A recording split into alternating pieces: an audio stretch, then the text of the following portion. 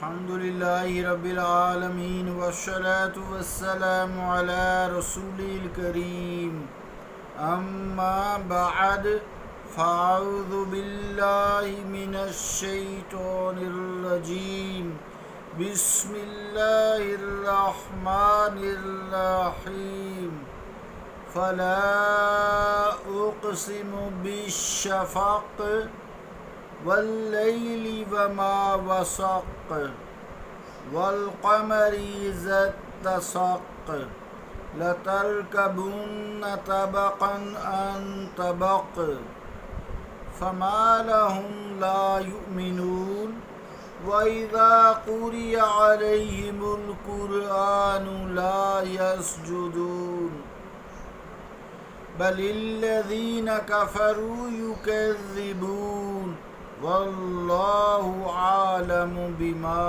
يوعون فبشرهم بعذاب أليم إلا الذين آمنوا وعملوا الصالحات لهم أجر غير ممنون صدق اللہ العظیم۔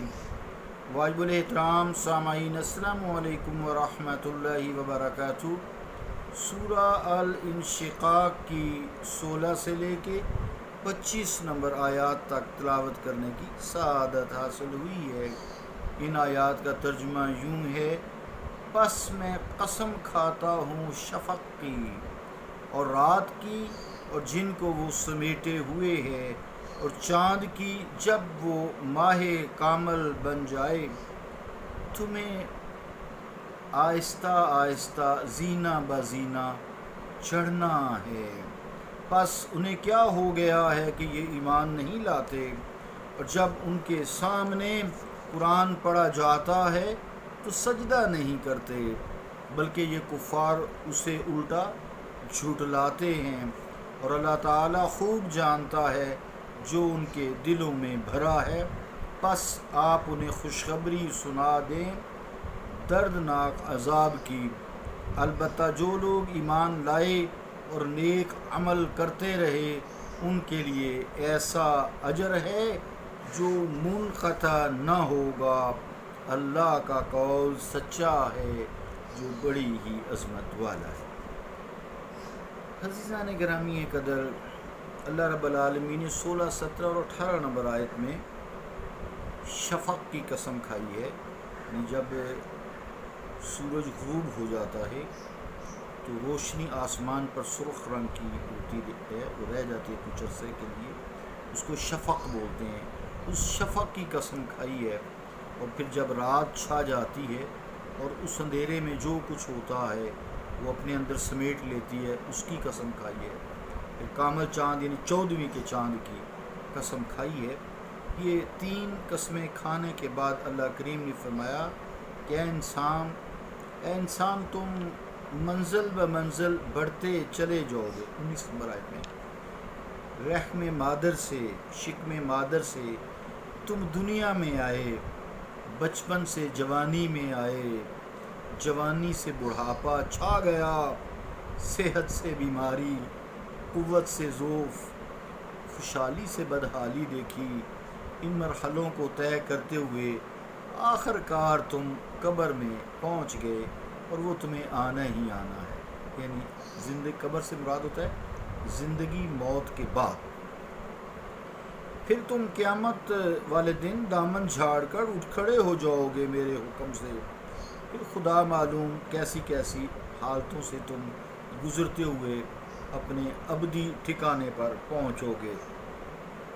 عزیزان گرامی قدر، یہ ساری گفتگو فرما کر اللہ رب العالمین 20ویں نمبر آیت میں فرماتا ہے ان تغیرات کا تم سلسلہ جو ہے اپنی ذات میں بھی دیکھتے ہو، اور اپنے ارد گرد پھیلی ہوئی وسیع میری کائنات میں بھی دیکھتے ہو، اور ہر لحظہ تم مشاہدہ کرتے رہتے ہو۔ حیرت کی بات ہے، فما لہم، بس تمہیں کیا ہو گیا ہے، لا یؤمنون، تم ایمان نہیں لاتے، یعنی تم قیامت پر ایمان ہی نہیں لاتے، میری توحید پر ایمان نہیں لاتے، میرے رسولوں پر ایمان نہیں لاتے، کتابوں پر ایمان نہیں لاتے، فرشتوں پر ایمان نہیں لاتے۔ تم کہتے جو ہمیں چیز سامنے نظر آئے گی اس پر ایمان لائیں گے۔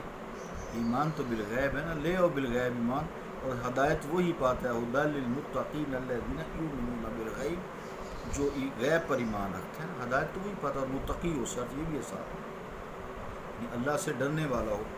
عزیزان گرامی قدر، اللہ کے لیے فرماتا ہے کہ وقوع قیامت میں جو حکمتیں اور انسانی اصلاح ہے اس کے جو اثرات ہیں اس کو تم تسلیم ہی نہیں کرتے. بڑے ہی حیرت کی بات ہے. پھر 21 نمبر آیت میں یہ فرمایا، اور اوپر سے ستم یہ ہے، ایک تو تم ایمان نہیں لاتے، دوسری قرآن کریم کی آیتیں جب تم پر پڑھی جاتی ہیں اور ان آیتوں کی تاثیر سے پتھر بھی پگھل جاتے ہیں، پہاڑوں پر لرزہ طاری ہو جاتا ہے، وہ ان کے سامنے جب تلاوت کی جاتی ہیں تو یہ کافر کوئی اثر ہی قبول نہیں کرتے. انہیں سن کر بھی ان کے سر جو ہیں اللہ رب العالمین کے حضور سجدہ ریز نہیں ہوتے. عزیزان گرامی کے در 21 نمبر آیت میں سجدہ ہے، تو اس کا حکم یہ ہے کہ یہ واجب ہے. جب قرآن کریم کی ایسی آیات پر انسان پہنچے تو اللہ اکبر کہتے ہوئے اللہ رب العالمین کی بارگاہ میں سجدے میں گر جائے، سجدہ ادا کرے. اگر کوئی وقت ممنوع ہو، جیسے غروب آفتاب کا وقت ہو، زوال ہو، یا طلوع آفتاب ہو، یا عصر کی نماز پڑھ چکا ہے تو پھر مغرب تک سجدہ نہیں ہے تو بعد میں ادا کر سکتا ہے. یا جیسے جو عصر کے بعد طواف کیا ہے تو واجب الطواف جو 2 نفل ہوتے ہیں وہ بھی سجدہ ظاہری بات ہے کرنا پڑتا ہے، تو وہ بھی مغرب کے بعد کرے. سعودیہ میں تھوڑا سا وقت بھی دیتے ہیں، جن لوگوں کے سجدے رہ گئے ہیں وہ 2 نفل رہ گئے ہیں، 2 نفل رہ گئے ہیں تو جو واجب الطواف ہے وہ کر لیں. تو آپ نے بھی سنا، میں نے بھی پڑھا، ہم سب پہ، سننے والوں پہ اور پڑھنے والوں پہ سجدہ واجب ہو گیا، سجدہ کر لیجئے. عزیزان گرامی کے در پھر 22 نمبر آیت میں فرمایا کہ متاثر ہونا یا سجدے کرنا تو کفار کے لیے ایک طرف رہا، یہ ظالم ان کو الٹا جھٹلانا شروع کر دیتے ہیں. کبھی کہتے ہیں کہ یہ قرآن کریم جادو ہے، کبھی کہتے ہیں کہ حضور علیہ السلام کا خود ساختہ کلام ہے، کبھی کم بخت یہ کہتے ہیں کہ کسی جن نے انہیں سکھایا ہے، یہ ان سے سیکھ کر ہمیں سناتے ہیں. الیاذ باللہ، ہوش کرو. 23 نمبر آیت جو ہے اس میں یوعون ہے. یوعون کا مطلب ہوتا ہے یجمعون فی الصدور من الکفر والعداوہ، قال مجاہد ما یکتمون. تفسیر مظہری، یعنی وہ جو کفر عداوت ان کے سینوں سے بھرا ہے، سینوں میں کفر عداوت بھری ہے، اللہ تعالیٰ انہیں خوب جانتا ہے. مجاہد کہتے ہیں کہ جو کچھ انہوں نے اپنے دلوں میں چھپا رکھا ہے اللہ تعالیٰ اس سے پوری طرح آگاہ ہے. یوعون کا مطلب یہی ہے. 23 نمبر آیت میں. 24 نمبر آیت میں فرمایا یہ نابکار حق ناشناس اس بات کے مستحق ہیں انہیں دردناک عذاب کی بشارت دی جائے. اے مصطفیٰ انہیں بشارت دیجئے دردناک عذاب کی. 25 نمبر آیت میں فرمایا کہ بھئی یہ تو کفار کا حشر ہوگا نا، جس کا بھی تذکرہ کیا ہے، لیکن الا الذین آمنوا وعملوا الصالحات لهم اجر غیر ممنون. آخری 25 نمبر آیت. تو اس کے بعد وہ لوگ جو سوائے ان کفار کو تو یہ سزا ملے گی، لیکن جو لوگ سچے دل سے ایمان لائے اور ایمان کے تقاضوں کو ملحوظ خاطر رکھتے ہوئے نیک اعمال کرتے رہے انہیں اجر ملے گا. اجر بھی ایسا جو کبھی منقطع نہ ہوگا، ابد والا ہوگا. ان پر نوازشات ابدی ہوں گی، انعامات کا سلسلہ ابدی ہوگا، جاری و ساری رہے گا. اپنے رب کریم کے لطف و کرم سے ہمیشہ ہمیشہ کے لیے وہ مستفید ہوتے رہیں گے.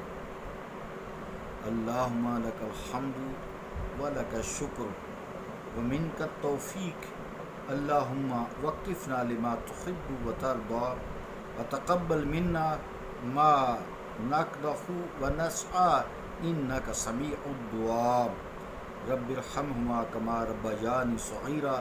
وصلی اللہ تعالی علی حبیبنا و شفیعنا و طبیب قلوبنا و شفائی ارواحنا محمد وعلی آلہ و اصحابہ و بارک وسلم تسلیما کثیرا کثیرا.